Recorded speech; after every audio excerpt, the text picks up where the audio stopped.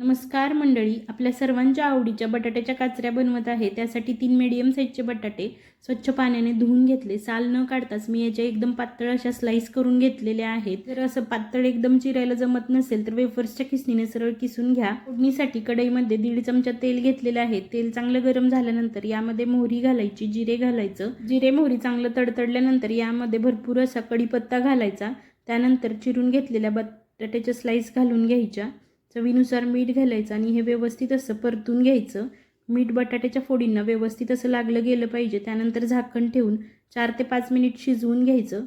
मध्ये एकदा दोनदा झाकण काढून तळापासून व्यवस्थित असं हे हलवून घ्यायचं. पुन्हा झाकण ठेवायचं.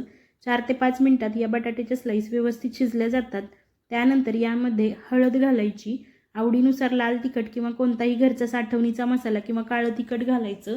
थोडीशी जिरे पावडर घालायची. बाकी कोणतेही मसाले नाही घातलेत तरीसुद्धा चालतील. छान परतून घ्यायचं. सगळ्यात शेवटी भरपूर अशी बारीक चिरलेली कोथिंबीर घालायची. अशा प्रकारे तयार झाल्या मस्त अशा बटाट्याच्या काचऱ्या. प्रवासाला सोबत न्या, डब्याला द्या किंवा वरण भातासोबत तोंडी लावा. चवीला अप्रतिमच लागतात.